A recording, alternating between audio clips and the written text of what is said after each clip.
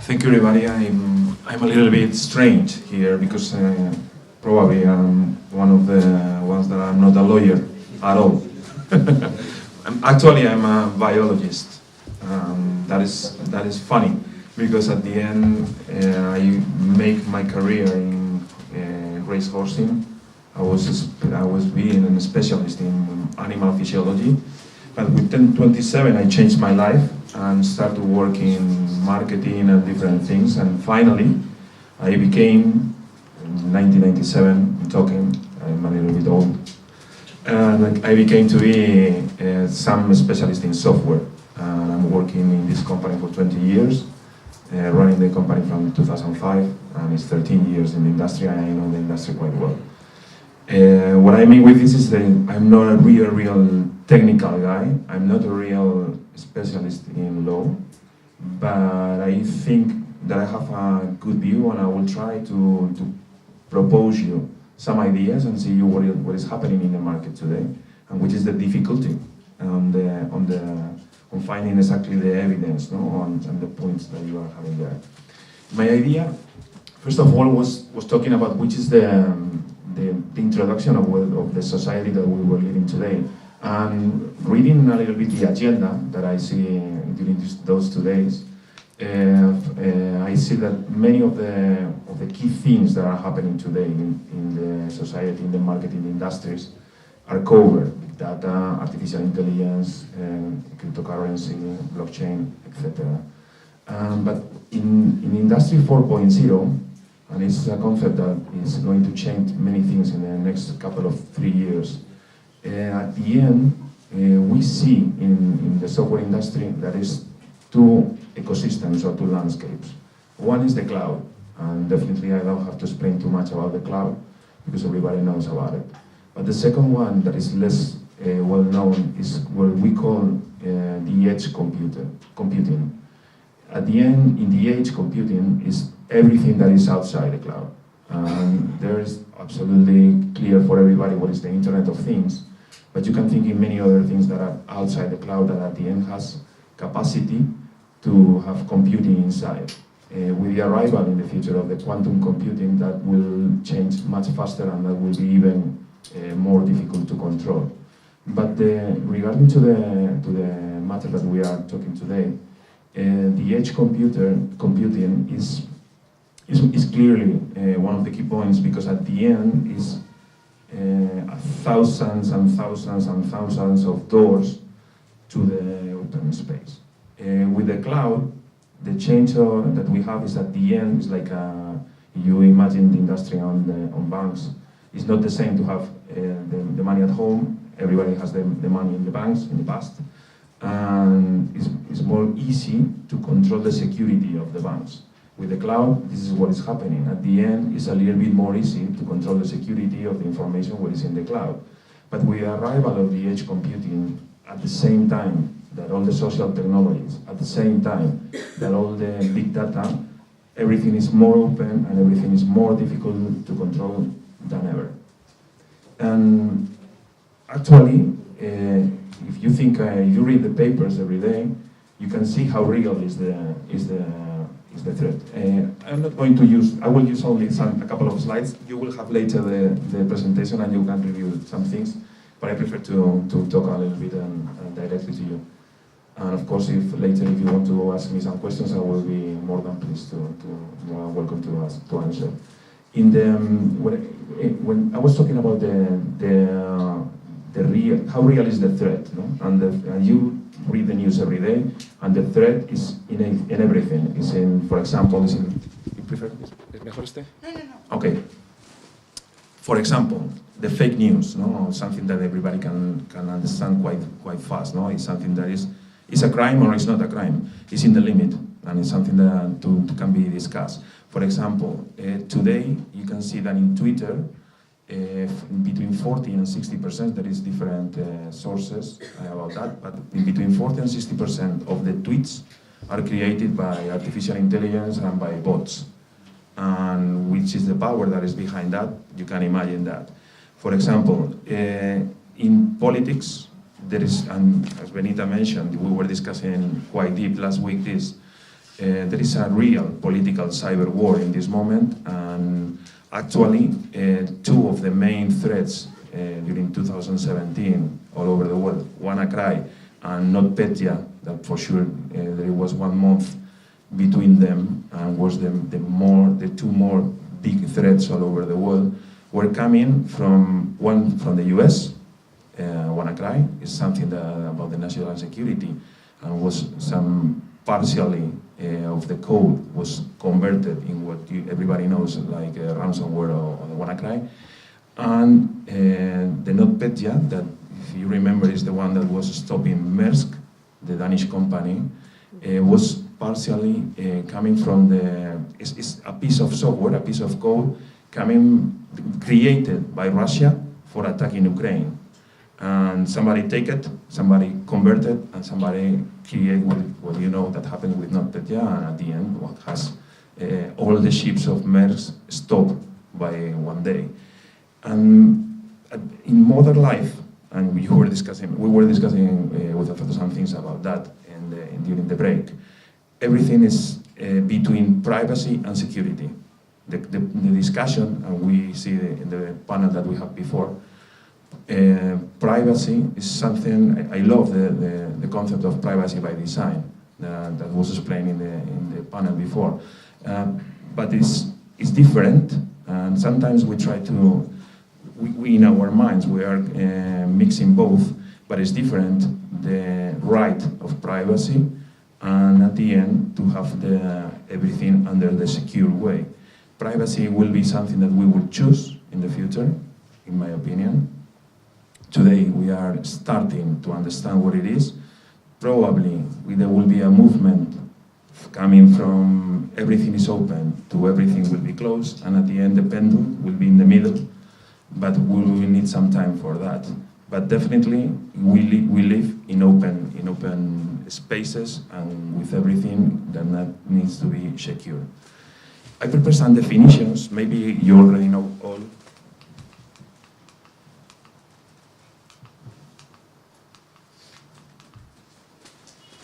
But for giving you a little bit of differentiation between the different threats. First of all is the concept of hacking. At the end in hacking, what you are doing is something like an attack.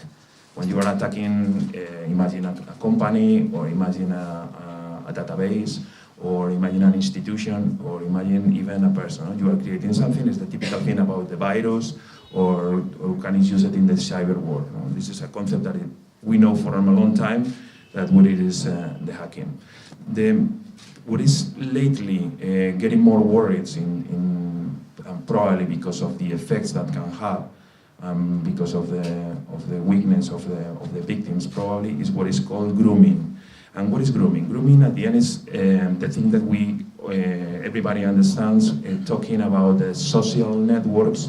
Imagine a girl or a boy or somebody that received an attack from another person, that at the end, first of all, is find the victim, create the trust with them, and at the end what he's doing is creating a need and an isolation, and start in that moment to make the abuse. No? In many cases, they are using the shame of the victim for their actions. No? And this is more or less a concept that is starting to be really problematic, not only because it needs education in young persons. I insist that it's not only for girls, it's also for boys. And also because at the end, even with more mature persons, in the grooming, one of the things that is used is, imagine that you are receiving some information or some attacks telling you that, hey, you are looking to porno sites or whatever, and we will put it on your wife's telephone, or we will put it in your office. And at the end, because you have that same, they are quickly starting to get an abuse on you and starting to get some money or making any kind of action. No? And the third part that I put them all together, here is a little bit different, but in my mind is a little bit all together, is all the attacks by tech. Directly, because at the end in grooming is somebody that is making the actions, it's not something that is technological. In hacking, you use your knowledge for attack something. But today what is happening is with the arrival of new technologies, there is some attacks that are coming from tech, and I can differentiate three different things on this. That is phishing, spoofing, and pharming. The phishing is probably the most well-known.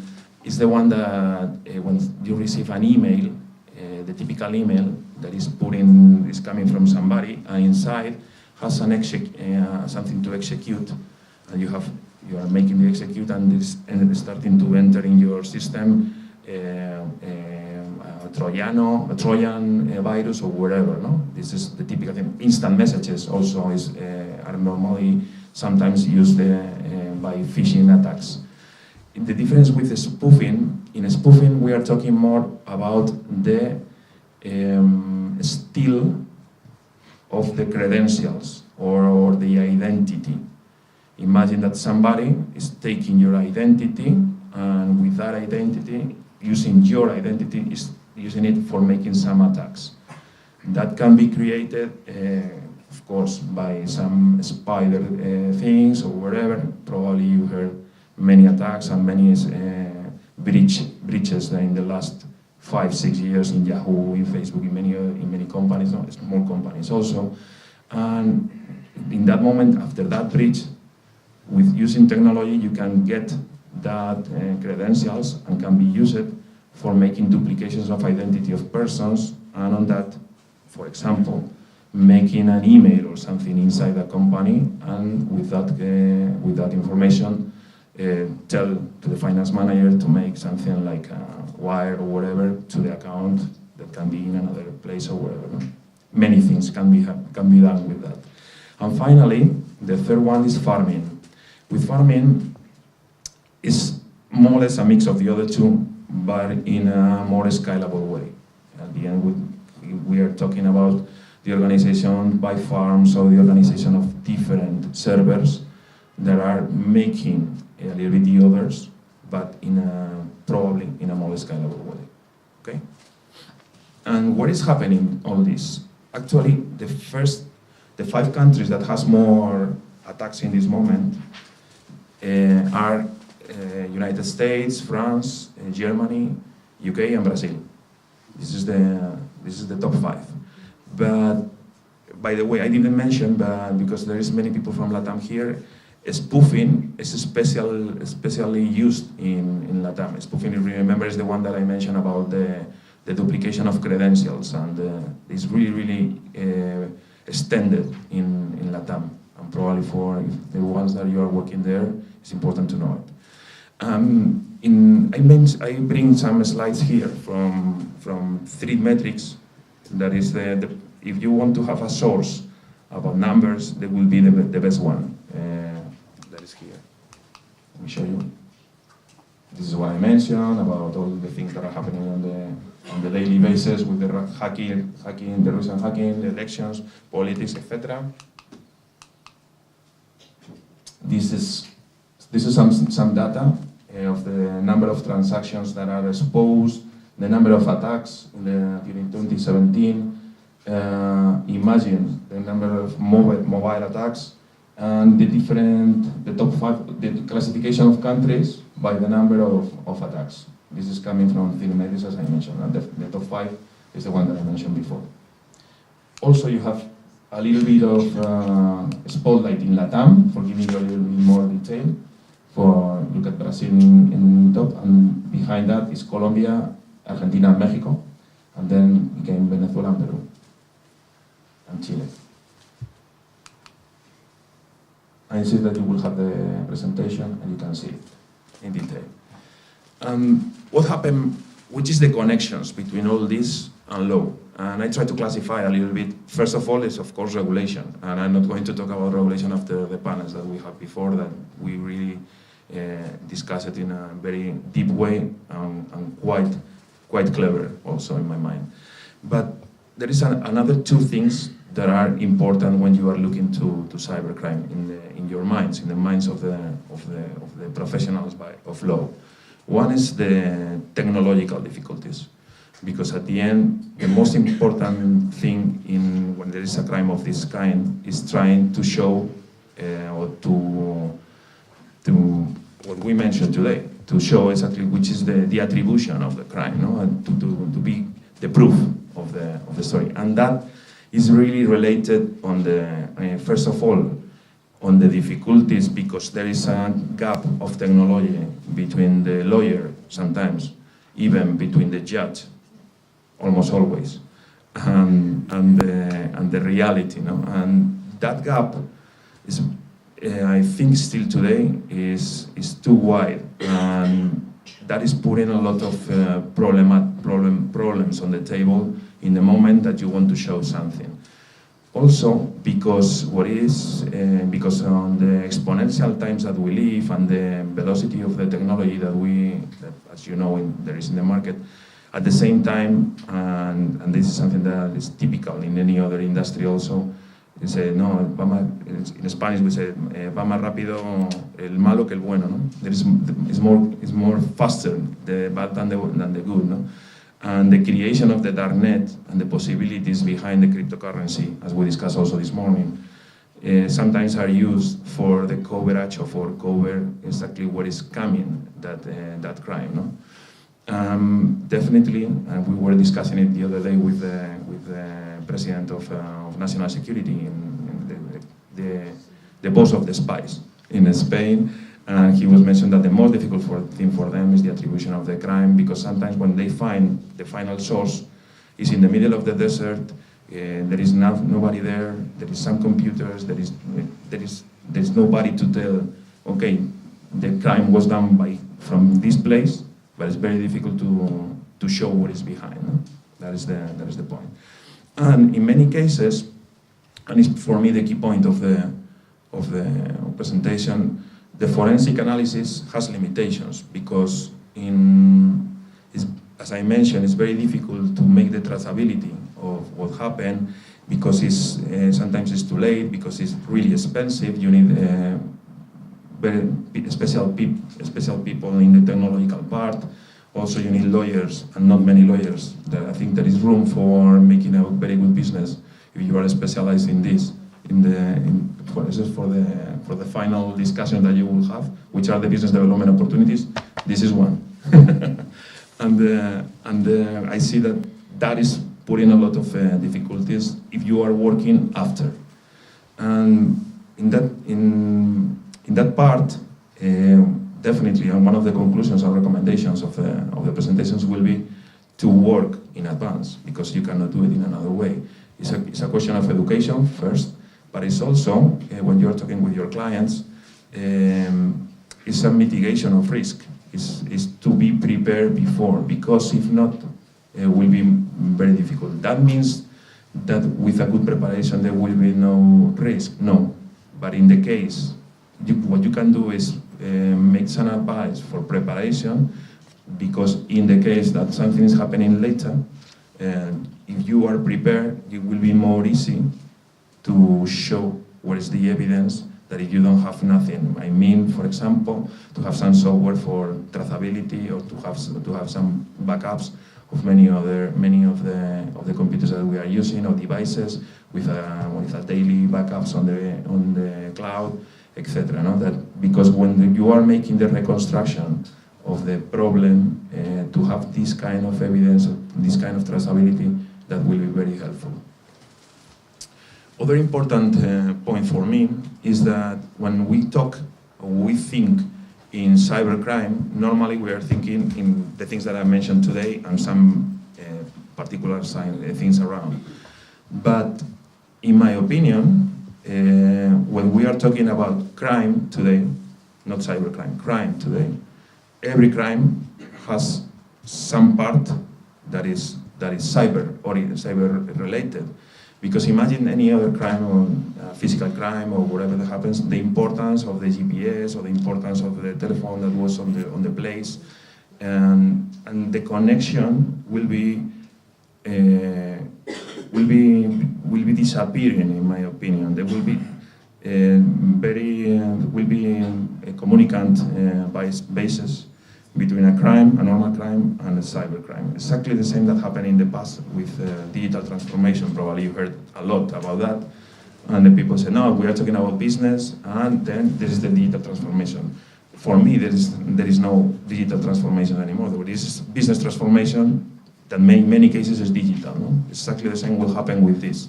I think that the expectation for the future, of course, is important to have the specialization in the lawyers, but I think that especially in derecho penal, in criminal, thank you, in criminal, that will be needed, because that will be part of the solutions of the crimes. As I mentioned, the other point to remark or for going home is to work in prevention before the remediation, no? Because at the end is something that we can work quite well. Third, for me, educate on the regulation, because as we see this week, for example, Tim Cook was here in Madrid, also in France, all over Europe, and he was really supporting the GDPR. And as we were explaining before, GDPR is not good or bad. What is the use of GDPR is what will help at the end. No? And I think that educate on regulation and the behaviors behind that regulation, because the first reaction probably is people say, oof, no, I don't want to receive anything. But at the end, you will lose some possibilities. The point is how to be educated in show some of your privacy outside because you want to do it, and to retain some of your privacy inside because you don't want to show it about. No? And also there is some software that is coming for help. For example, there is software for erasing all the data from the past. If you want to imagine that there is some time and you want to take out of some information, today is possible with some software that can clean everything in a real way, no? Because in the past was not easy in terms of privacy, I mean.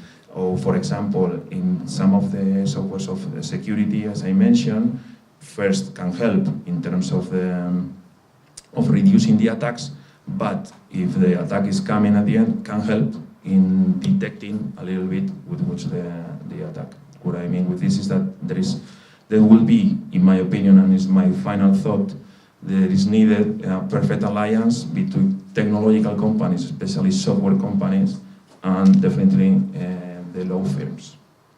And that's it.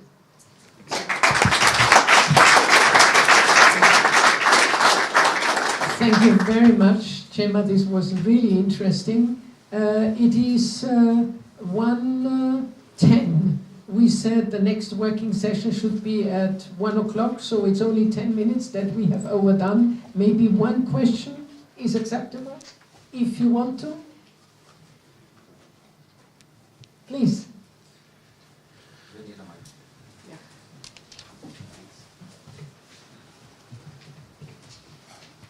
José María, thank you very much for your presentation. It was very clear, very instructive.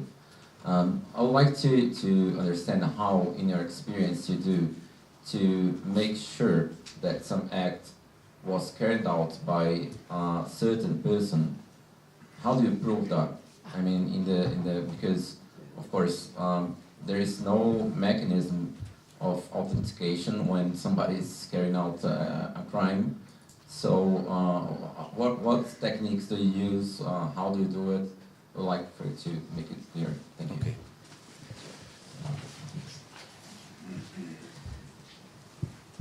Thank you, Rodrigo.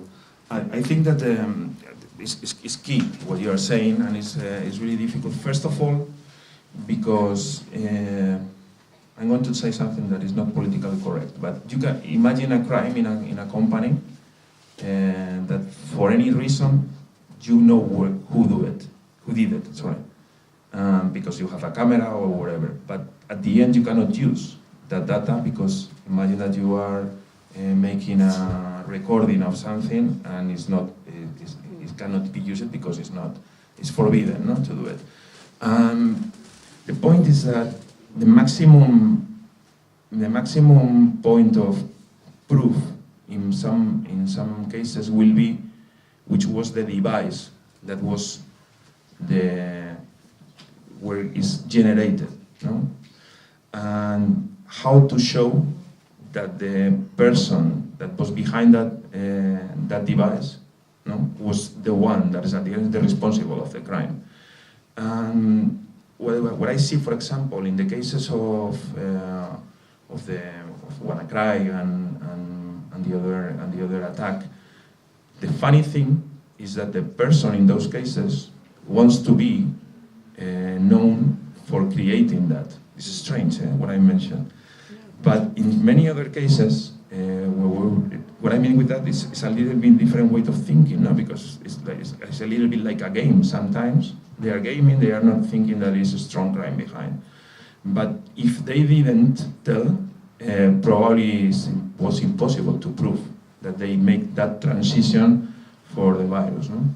And when we were discussing with the General San Roldán, with the boss of the spies in Spain, he was mentioned that for them it's impossible. When they arrive at the final point, and the only thing that they can do is talk with other governments and try to reduce if they have if there is a recording of something or somebody that's because the only thing that you can do is to take it in the moment. It has to be real time, more or less. And definitely it's something that is need to be improved. I think that there will be some software because there is with artificial intelligence, the software will recognize what is happening in the future. That if imagine my computer, if today we are starting to put some software in the computer that if somebody's writing in my computer and the rhythm of the tecleo, no? In the keyboard is not my rhythm, my natural rhythm, they will stop the computer. It's starting to do that. Problems that we are finding in the first problems. Imagine that you are under stress, no? Your wife is calling and saying, "Hey, the children are here. Chema, what are you doing? They're not here. Come here, come here." And then even that you have to finalize the word. Exactly. The normal for the lawyers and the stress. Exactly. For the lawyer, it's not a problem. In my case, it's also not a problem because it's my normal behavior. But what I mean with this is that it's not perfect. Not exactly like the face ID and that recognitions. It's working quite well. There will be some things there, no? But at the end, the regulation will come from the compliance, and I think that you have to set the rules, and that rules will help to find or to reduce as maximum the possibilities, and with that possibilities you have to prove it. But definitely, this is the most difficult part. Thanks, fantastic. Thank you.